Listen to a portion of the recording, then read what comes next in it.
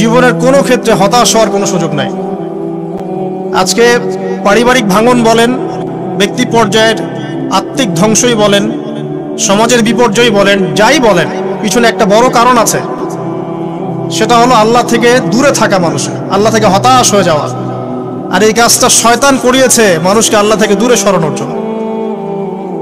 কিন্তু আল্লাহ রাব্বুল আলামিনের কাছে কেউ যদি যেতে চায়, মন থেকে যদি আল্লাহকে একটা বারও ডাকে, আল্লাহ পাক এক ডাকের মাধ্যমেও তার গুনাহ মাফ করতে পারে। দুজন ব্যক্তির ঘটনা পড়লাম। একজন ব্যক্তি প্রচন্ড রকম আবেদ, প্রচুর ইবাদত করে। আপনারা জানেন ইবলিসও কিন্তু আবেদ ছিল, ইবলিস কিন্তু প্রচুর ইবাদত করেছে। এখন ওই ব্যক্তির একজন বন্ধু ছিল, এটা বানু ইসরাইলের ঘটনা। তো সেই বন্ধু পাপী ছিল, বিভিন্ন কবিরা গুনাহ করত। আর এই আবেদ ব্যক্তি বারবার তাকে নসিহত করত, গুনাহ ছেড়ে দাও, তুমি পাপ করছো, গুনাহ ছেড়ে দাও। তখন সেই ব্যক্তি যে পাপ করছে সে বলতো যে আল্লাহ কি তোমাকে আমার রক্ষক বানিয়েছেন? আল্লাহ কি তোমাকে আমার উপর দারোগা বানিয়েছেন? আমাকে আল্লাহর হাতে ছেড়ে দাও, আমাকে নসিহত করতে এসো না।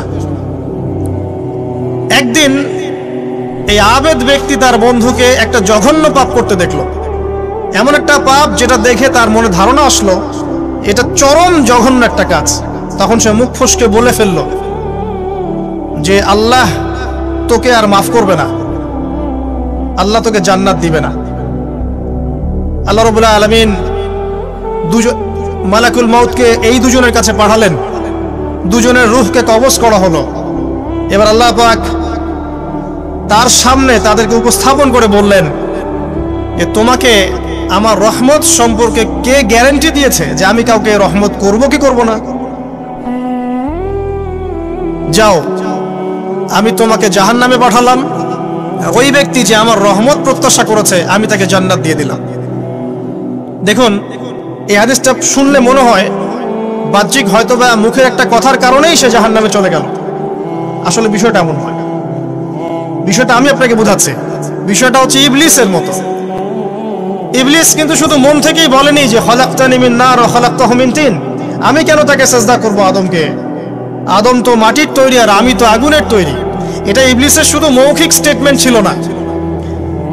কারণ কি ছিল? আবা ওয়াস্তাকবারা, সে উদ্ধত হয়েছিল, অহংকার প্রদর্শন করেছিল। ভিতর থেকে ইন্টারনালি সে অহংকারী ছিল, সে আন্ডারএস্টিমেট করে কথাটা বলেছে, শুধু মৌখিকভাবে বলে নাই। কিন্তু ঠিক এই ব্যক্তির ঘটনা এমনই, সে মন থেকে অহংকারী হয়ে উঠেছিল, যদিও বা সে আবেদ ছিল। এখানে আমরা যারা প্র্যাকটিসিং মুসলিম হওয়ার চেষ্টা করছি, আমাদের জন্য এখানে নিদর্শন আছে। পাঁচ ওয়াক্ত নামাজ পড়েই ভেবে বসবেন না যে অনেক কিছু করে ফেলছে। এক চিল্লা দিয়ে মনে করে ফেলবেন না যে দিনের জন্য অনেক কিছু করে ফেলছে।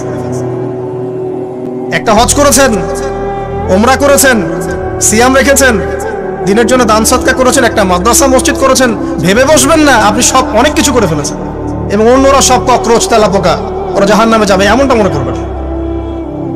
জানি না আমরা যে কার আমলের কতটুকু আল্লাহর কাছে কবুল হচ্ছে। তো এখানে এই ব্যক্তির সমস্যা ছিল এই, সে নিজের আমলটাকে অনেক ভারী মনে করছিল এবং সে স্টেটমেন্ট দিয়ে ফেললো যে তোকে আল্লাহ পাক মাফ করবে না। এই একটা কথা মন থেকে বলার কারণে তার